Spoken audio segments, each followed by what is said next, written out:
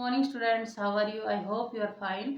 आज बेटा जो क्लास 8 है एसएसटी का ज्योग्राफी का जो लेसन 2 है, आज वो हम स्टार्ट कर रहे हैं। ठीक है, अब आता है कि हमने संसाधन के बारे में पढ़ा लेसन फर्स्ट में। तो अब जो प्राकृतिक संसाधन हमारी भूमि, मृदा है, जल है, हम एक एक करके उनको रीड करेंगे। ठीक है, आता है बेटा कि प्राकृतिक संसाधन। देखो भाई, प्राकृतिक संसाधन बहुत सारे हैं और मानव अपनी आवश्यकताओं की पूर्ति करने के लिए उनका यूज भी करता है। ठीक है, लेकिन क्या कहता है भाई, विश्व में संसाधनों का जो वितरण है ना बेटा, वो असमान है।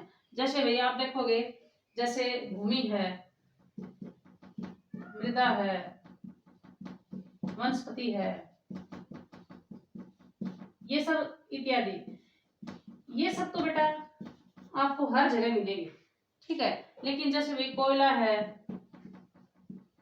खनिज तेल है, ठीक है, ये हर जगह थोड़ी ना पाए जाते हैं। इनकी तो मतलब क्षेत्र क्या होते हैं, सीमित होते हैं। इनके क्षेत्र क्या होते हैं, सीमित होते हैं। ठीक है, अब ये कहता है बेटा, प्राकृतिक संसाधनों का जो विकास है ना, वो किस पर निर्भर करता है?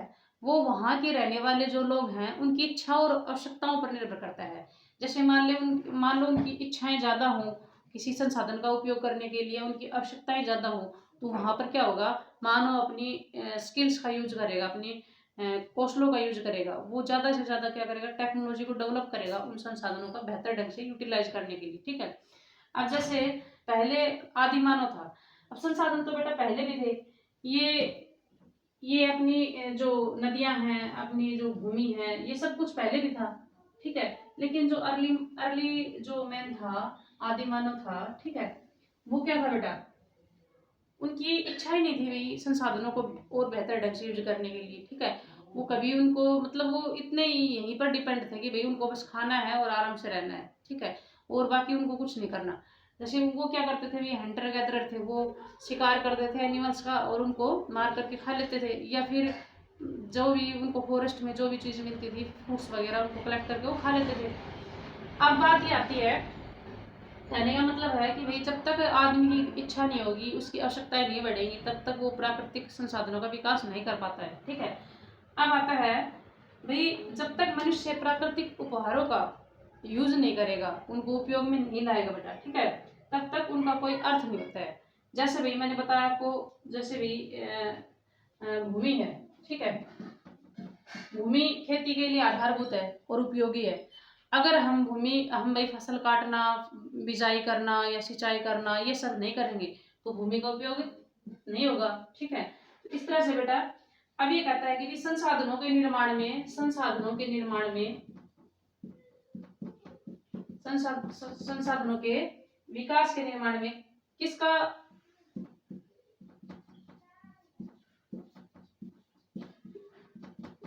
इस संसाधनों का विकास कब हो सकता है? जब वो चीज हमें, उसमें तीन चीज इंक्लूड होती है। एक तो प्रकृति, मनुष्य और उसकी प्रौद्योगिकी। ये जो चीज है ना, ये क्या करती है बेटा, किसी भी मतलब संसाधन को उपयोगी बनाने के लिए, उसको बेहतर ढंग से यूटिलाइज करने के लिए उसका क्या करते हैं, अहम रोल निभाते हैं ये तीनों चीजें। ठीक है, अब आता है भाई एक चीज और भी है। मान लो संसाधनों का हमने किसी भी संसाधन को उपयोगी बनाना है, ठीक है, और उसके उत्पादन में हमने कितना खर्चा किया। मतलब कि मान लो हमने कोई संसाधन है, उसको उपयोगी बनाना है और उसके लिए हमें जितना खर्चा करना है उस संसाधन को पाने के लिए, अगर वो संसाधन जितना हमने उसके ऊपर खर्चा किया और उसका उतना मूल्य नहीं मिला हमें, तो वो हमारे लिए क्या होगा, अनुपयोगी होगा। ठीक है, मतलब हमारे लिए उसका कोई लाभ नहीं होगा। ठीक है, वो हमारे लिए अनार्थिक होगा। जैसे भी अपने भारत में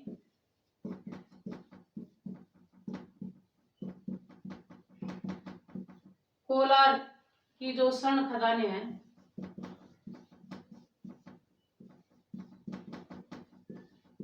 ठीक है, वहां पर क्या है, कोलार की खाने यहाँ पर ये यहाँ पर सोना पाया जाता है। ठीक है, लेकिन क्या है, लेकिन बेटा ये है, ये जो खदानें है ना अब इतनी गहरी हो चुकी है, अगर हम इनको निकालने के लिए, इस सोने को निकालने के लिए अगर हम जिस प्रौद्योगिकी का यूज करेंगे, ठीक है, तो वो क्या होगा बेटा, वहां पर ज्यादा खर्चा लगेगा।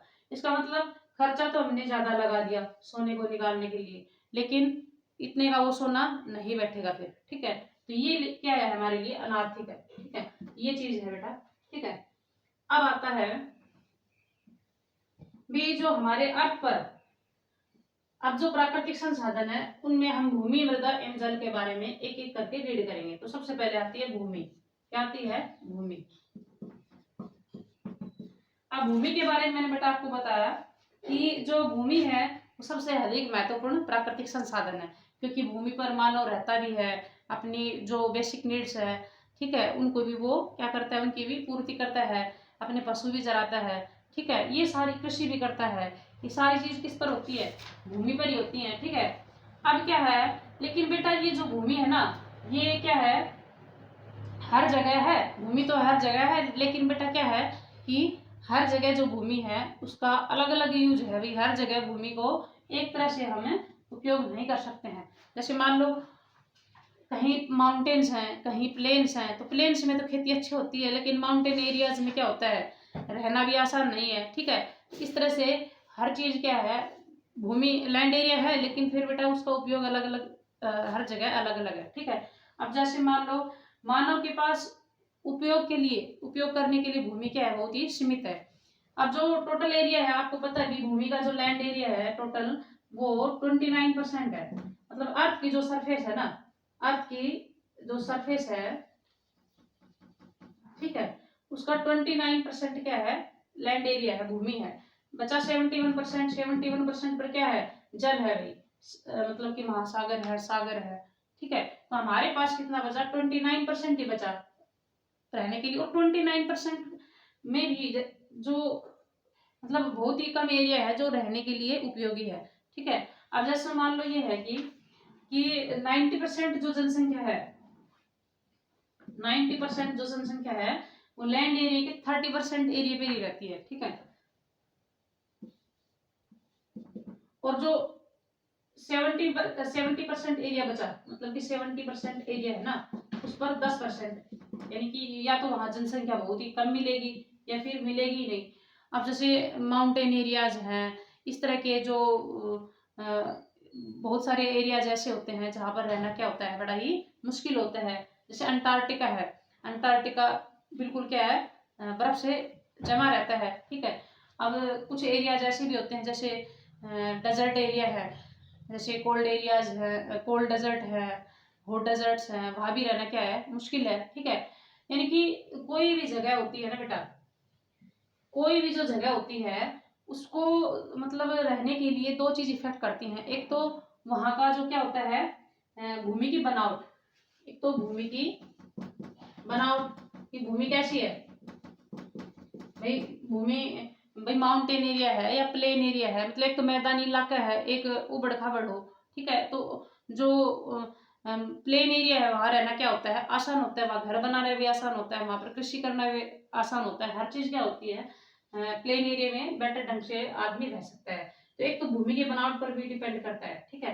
दूसरा बेटा जलवायु, यानी कि जहाँ की जलवायु सम होगी, जहाँ ना ज्यादा गर्मी ना ज्यादा ठंड, इस तरह से जो मौसम होगा वहां रहना आसान है। लेकिन अगर जहाँ ज्यादा गर्मी पड़ रही है, ठीक है, या ज्यादा बारिश हो रही है या ज्यादा सूखा पड़ रहा है, तो वहां जनसंख्या का रहना क्या हो जाता है, मुश्किल हो जाता है, वहां लोग नहीं रह पाएंगे, ठीक है।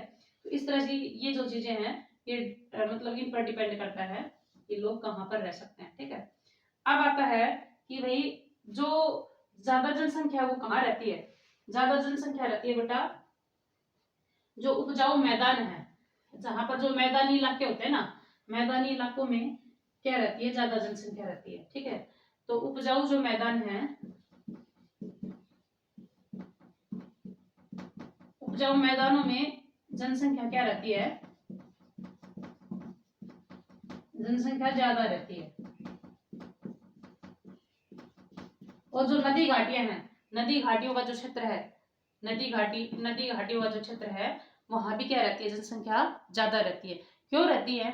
क्योंकि वहां पर एक तो नदी घाटियां जहाँ है बेटा, वहां पर पानी मिलेगा आपको, ठीक है। वहां पर खेती के लिए मतलब सिंचाई के लिए पानी मिलेगा आपको। दूसरा जो मैदानी इलाके हैं वहां पर क्या होती है, अभी मैदानी इलाकों में मैंने बताया था, अभी जब नदियां जब माउंटेन से आती है तो अपने साथ जो सेडिमेंट्स लेके आती है, मिट्टी कण वगैरह लेके आती है, तो वो सारी कहाँ डिपोजिट कर देती है उनको, वो प्लेन एरियाज में आने के बाद जो नदी की जो गति होती है वो धीमी हो जाती है, और फिर नदी है आगे निकल जाती है, पानी आगे निकल जाता है, और जो भी मिट्टी कण वगैरह लेके आती है वो प्लेन एरियाज में डिपोजिट कर देती है।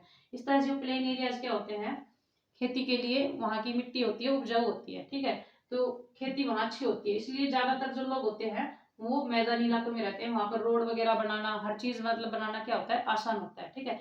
तो ज्यादा जनसंख्या कहाँ मिलेगी, उपजाऊ मैदानों में, या फिर जहाँ खनिज पदार्थ मिलेंगे वहां पर, जैसे माइनिंग का काम जहाँ ज्यादा चलेगा, ठीक है, तो वहां पर क्या होगा, जनसंख्या ज्यादा मिलेगी, ठीक है बेटा।